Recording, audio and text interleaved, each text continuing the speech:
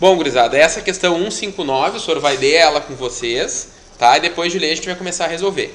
Ela diz o seguinte: o gráfico mostra uma transformação sofrida por 4 mols de um gás perfeito, a partir de um estado A, em que a temperatura é 500 Kelvin, e em outro estado B, em que a temperatura vale 600 Kelvin. A letra A pede para que seja determinada a pressão inicial, PA, e a pressão PB do gás. Então, a primeira coisa que vocês têm que fazer é olhar para o gráfico, tá? O gráfico, ele mostra a pressão do ponto A e a pressão do ponto B. Vocês podem perceber que no gráfico não tem valores para PA e para PB. Por uma questão óbvia, ele quer que a gente calcule essa pressão, tá? Quando vocês pegam um problema envolvendo pressão, como vocês primeiro estudaram a Lei Geral dos Gases, vocês têm a tendência de querer aplicar a Lei Geral dos Gases. PV inicial sobre temperatura inicial igual a PV final sobre temperatura final. Só que nesse caso, a Lei Geral dos Gases ela não serve por quê? Porque eu não sei nem a pressão inicial e nem a pressão final. Quem quiser acompanhar pelo livro, é na página 176 esse problema que a gente está fazendo. Tudo bem? Já que aqui na tela não fica com um foco bem legal, tá? Então, a Lei Geral dos Gases aqui não serve, porque eu não tenho pressão inicial e não tenho pressão final. Tá? E, em contrapartida, eu tenho o número de mols. Nessa transformação, eu tenho 4 mols do gás. Ou seja, vamos pensar o seguinte: nós tínhamos a Lei Geral dos Gases, que trabalhava com pressão inicial e final, e agora vocês aprenderam a equação de Clapeyron, que não envolve pressão inicial e pressão final. Ou seja, a equação de Clapeyron, para quem não lembra, PV igual a nRT, calcula a pressão, ou o volume, ou a temperatura num certo estado. Ou seja, o gás não precisa realizar uma transformação. Então, o que nós vamos fazer? Nós vamos aplicar a equação de Clapeyron para o ponto A. Pressão do ponto A, que é o que eu quero descobrir aqui no gráfico, vezes o volume, e o volume eu posso retirar do gráfico, 0,2 metros cúbicos. Então, no lugar do V eu vou botar 0,2. Tá, o meu zero parece um 6 ali, mas depois a gente conserta ele. Igual número de mols, nesse caso 4 mols de um gás, vezes a constante universal dos gases, que está dado no problema. Ok? O senhor apagou aqui para poder montar o gráfico bonitinho, mas era dado no problema.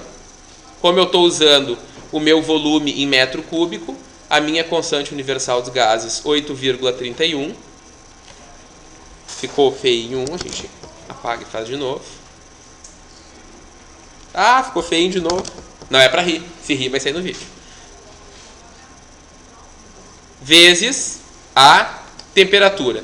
No estágio A, a temperatura é de 500 kelvins. Tudo bem? Tranquilo até aqui? Alguém tem alguma dúvida? Não? Então tá.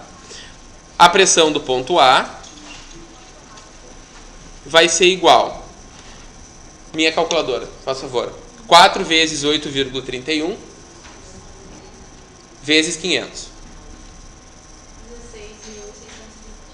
16.620.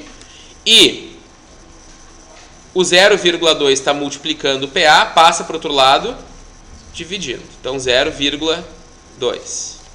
Logo, a pressão do ponto A vale quanto, Dani? 83.000. Que letra horrível. E 100. O que, gurizada? Qual é a unidade de medida? Alguém lembra? Newton por metro quadrado ou Pascal. Tudo bem? Unidade do sistema internacional. Isso significa o que, gente? Significa que nesse ponto A aqui, a pressão do gás é de 83.100 pascais.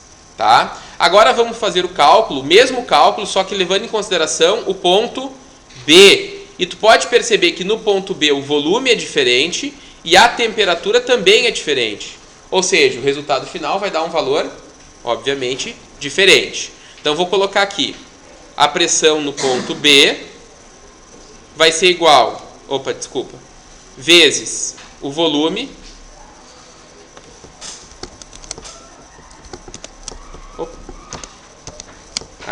vezes o volume. Qual é o volume?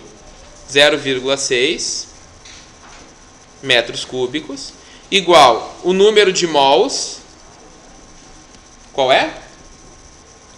4, vezes a constante universal dos gases, 8,31, vezes a variação de, variação de temperatura não, a temperatura, que é 600. Cuidado, gurizada, para não confundir os valores. Tipo assim, se tu pegou o ponto B, tu tem que pegar o volume do B e a temperatura do B. Muitos alunos erram porque, sem querer, pegam o volume do B e temperatura do A. E aí, obviamente, vai dar errado. Tá? Agora eu vou pedir para a Dani, minha calculadora, fazer o cálculo para mim. 4 vezes 8,31 vezes 600. 19.944. Dividido por 0,6. O 0,6 está multiplicando, passa para o outro lado dividido. E agora nós vamos fazer 19.944 dividido por 0,6, que dá 33.240. Unidade de pressão do sistema internacional é o Pascal. Tá? Então a gente conseguiu calcular a pressão no ponto A e a pressão no ponto B. Ou seja, o item A está respondido. Vamos fazer um Vzinho para marcar que nós conseguimos responder ele. Tá? Alguma pergunta até aqui? Entenderam por que a gente não pode usar a lei geral dos gases? Porque tu não tem as duas pressões. Então tu tem que calcular as duas de forma separada. E para isso nós temos que calcular a pressão nos pontos. E para calcular as pressões nos pontos, nós temos que usar a equação de Clapeyron. PV igual a nRT. Tudo bem? Vamos fazer a letra B agora? Vocês anotaram os valores de pressão inicial e final? Anotaram? Alguém tem anotado isso? Tá. Anotem também o valor do volume inicial e do volume final. O professor vai apagar essa tela. Tem anotado? 02 e 06? Então tá. Agora, a letra B, gente, vou tirar a tela para dar um pouquinho mais de espaço, vou selecionar de novo a caneta. A letra B da questão, ela pede para que seja calculado o trabalho, certo? E eu vou desenhar aqui, a grosso modo, tá, a figura geométrica que esse gráfico forma. Melhor. Tem uma forma melhor de fazer isso. Vamos selecionar aqui. Esse gráfico, gente, se tu observar a curva dele, forma uma... Como é que é o nome dessa figura geométrica que eu vou desenhar?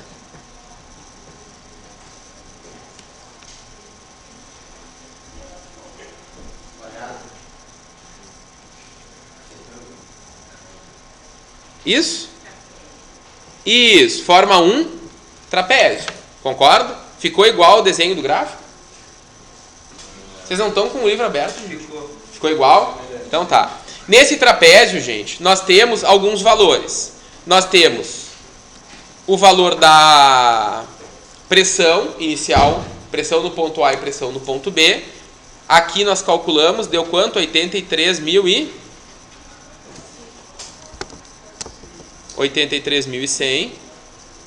83.100.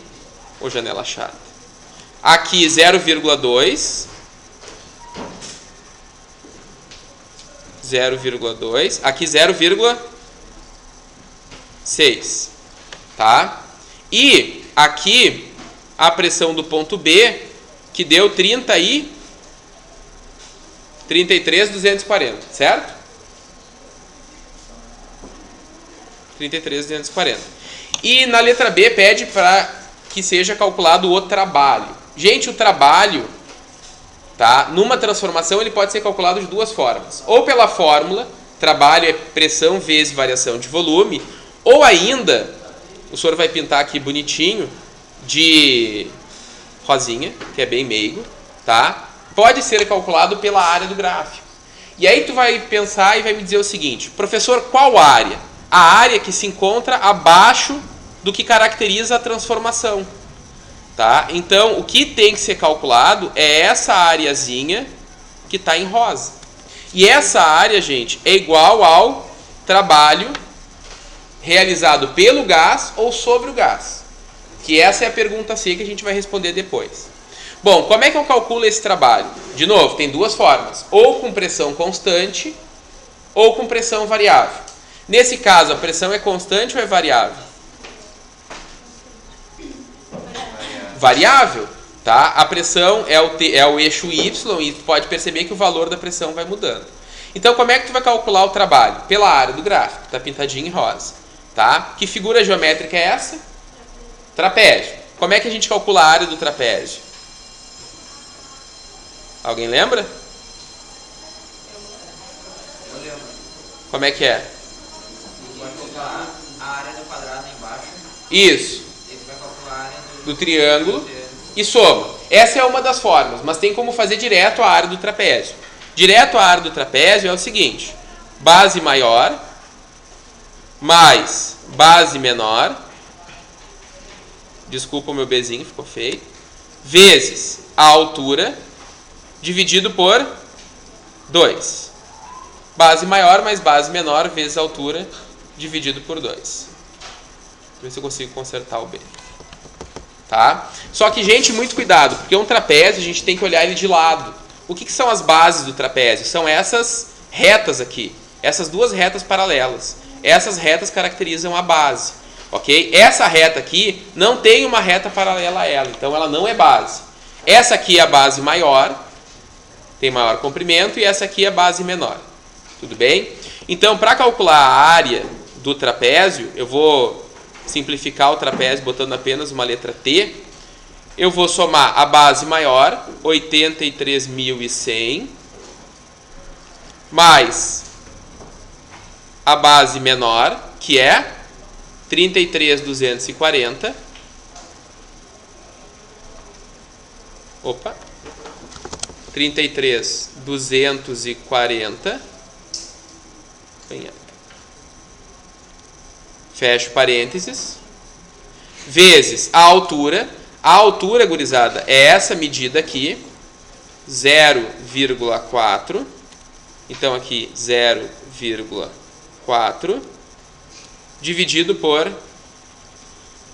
2. Dani, minha calculadora. Vamos apagar esse pontinho aqui. Aí. Faz aí para nós, por favor. 83.100 mais 33.240. Dá 116.340. Vezes 0,4. 46 vezes 500. Não. 46, 536.